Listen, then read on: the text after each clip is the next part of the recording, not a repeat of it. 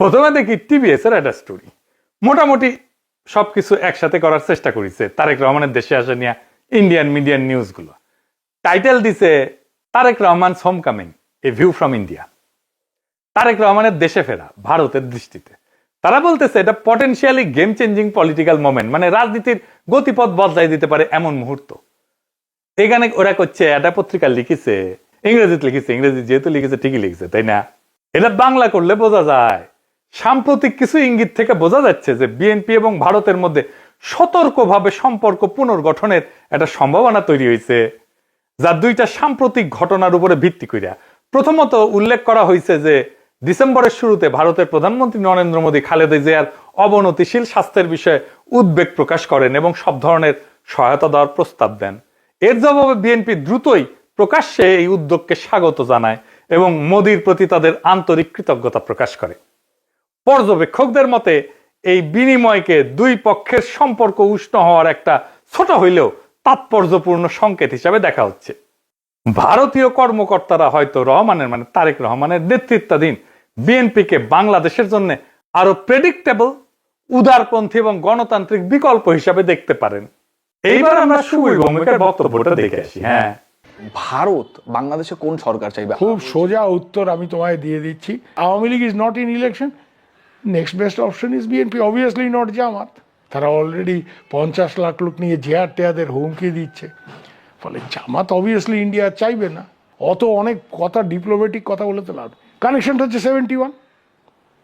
আমরা একসাথে, আমার সৈন্য এবং মুক্তিযোদ্ধারা রক্ত ঝরিয়েছে, সেই সুবাদে Awami League. This is the historical fact. তো এই জায়গাতে হঠাৎ করে আজকে অন্য কিছু ডাইনামিক্স চলে আসবে, এটা তো আশা করাটাও ভুল। কিন্তু যে গভর্নমেন্ট আসবে তার সাথে ইন্ডিয়াকে তো ডিল করতে হবে। দেখেছেন? এবার আরেকটা স্টোরি দেখি। ঢাকার রাজনীতি শেখ হাসিনার বাইরে সরে যাওয়ায় ভারত হাত বাড়াচ্ছে বাংলাদেশ জাতীয়তাবাদী দলের দিকে। এখানে বলা হয়েছে মোদী যে খালেদা জিয়ার স্বাস্থ্যের খোঁজ নিচ্ছে, সেটা হইতেছে সিগন্যাল যে বিএনপির সাথে এনগেজ হইতেছে ইন্ডিয়া হাই লেভেলে। বুঝে চাও? ডেকান হেরাল্ডে কয়া হইতেছে বাংলাদেশে শেখ হাসিনার বিকল্প হিসেবে তারেক রহমানের বিএনপির দিকে ঝোঁকের ইঙ্গিত দিচ্ছে ভারত। তো এই যে সম্পর্ক, এটা অনেক আগে থেকে শুরু হয়েছিল। এইটা ইন্ডিয়ান ফরেন মিনিস্ট্রির ব্রিফিং এ একটা প্রশ্ন ওঠে, একজন জার্নালিস্ট এটা প্রশ্ন করে। এইটা প্রথম আলো রিপোর্টেই আসছে। এটা বলতেছে, একজন সাংবাদিক প্রশ্ন করেন 2018 সাল থেকে ভারত লন্ডনে অবস্থানরত বিএনপির নেতৃত্বের সঙ্গে যোগাযোগে ছিল এমন প্রতিবেদন বিষয়ে, পাশাপাশি বিএনপির কোন নেতা বাংলাদেশে ফেরার আগে ভারতের ক্লিয়ারেন্স নিয়ে কি কোনো আলোচনা হয়েছিল কিনা এ বিষয়ে প্রশ্ন করে। বিএনপির প্রিয় প্রথম আলোতেই এটা আছে। এটা এমনকি ইন্ডিয়ার ফরেন মিনিস্ট্রির ওয়েবসাইটও আছে এই আলাপটা। আর এটা রিপোর্ট করেছে ইকোনমিক টাইমস। এটি করছে নতুন সমীকরণের প্রেক্ষাপটে খালেদা জিয়ার ভারতের প্রতি রাজনৈতিক উত্তরাধিকার নরম হয়েছে।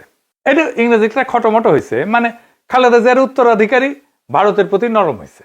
ডিপ্লোম্যাট একটা রিপোর্ট করেছে, জিয়ার জন্য মোদী আন্তরিক প্রার্থনা জানাইছেন এবং বলছেন যে ভারত বিএনপি চেয়ারপারসনকে, যিনি সংকটজনক অবস্থায় আছেন, সম্ভব সব ধরনের সহায়তা দিতে প্রস্তুত। জিয়াকে পাঠানো তার বার্তাটি শুধু সৌজন্যতার সীমায় আটকে নাই বলেই মনে হয় এবং অঞ্চল জুড়ে বিশ্লেষকরা দ্রুতই এর রাজনৈতিক গুরুত্ব অনুধাবন করেছেন। এটি ব্যাপকভাবে প্রতীকী হইলেও সচেতনভাবে কূটনৈতিক উদ্যোগ হিসেবে ব্যাখ্যা করা হয়েছে। একটি সংকেত যে ভারত বাংলাদেশের পরবর্তী সরকারের সঙ্গে উষ্ণ সম্পর্ক গড়ে তুলতে প্রস্তুত, যা এই মুহূর্তে জিয়ার বিএনপি গঠন করতে পারে বলে মনে হইতেছে। দা উইক বলছে, কেন তারেক রহমানের ফেরা ইন্ডিয়ার জন্য খুশির খবর। তারাই লিখেছে, এটা খুব ইন্টারেস্টিং রিপোর্ট করছে ইন্ডিয়ান এক্সপ্রেস। এটা প্রিমিয়াম কন্টেন্ট, মানে আপনাকে টাকা দিয়ে পড়া লাগবে। শিরোনাম হইতেছে, দশকের পর দশক প্রতিক্রিয়াশীল নীতির পর ভারতের প্রতি নিজেদের অবস্থান পুনর্নির্ধারণের সুযোগ পেয়েছে বিএনপি। বাবা, মেলা সুযোগ দিছে। তারা কি এই মুহূর্তটি কাজে লাগাতে পারবে? একদম শেষে বলছে, ভবিষ্যতে যদি ফেব্রুয়ারি নির্বাচনে বিএনপি জয় হয়, তাহলে ভারতের যে বিএনপির সঙ্গে তখন কাজ করতে হইতে পারে, সেই বিএনপি নিঃসন্দেহে আগের চেয়ে ভিন্ন হবে। নিঃসন্দেহে আগের চেয়ে ভিন্ন হবে এবং সম্ভবত সহযোগিতার ক্ষেত্রেও আরো বেশি অনুকূল এবং গ্রহণযোগ্য হবে। আবার একটা জিনিস কথা বলছে, খুব ইন্টারেস্টিং কথা। বিএনপি স্ট্র্যাটেজি ঠিক করে দিচ্ছে। বিএনপি এই পথে কতটা অগ্রসর হবে তা অনেকটাই নির্ভর করবে দলটির পপুলিস্ট আবেগকে তুষ্ট করার প্রয়োজন এবং একই সঙ্গে রাজনৈতিক পরিসরটা জামাতের হাতে ছেড়ে না দেওয়ার কৌশলগত হিসাবের উপরে।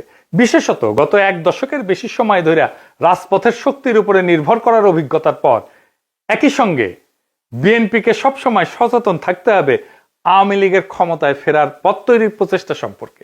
শেষ পর্যন্ত ইতিহাস বলে দেয়, যদি বিএনপি 15 বছর ধরে প্রায় গোপন অবস্থায় থেকে নেতৃত্বের একটা বড় অংশ নির্বাসনে বা গৃহবন্দী থাকা সত্ত্বেও আবার জাতীয় রাজনীতির কেন্দ্রমঞ্চে ফিরে আসতে পারে, তবে আওয়ামী লীগও ঠিক তেমনটাই করতে সক্ষম। মানে বলে দিতেছে, মনে রেখো, আওয়ামী লীগ আবার ফিরে আসতে পারে। বাংলাদেশের রাজনীতিতে আওয়ামী লীগকে সমঝেছিল।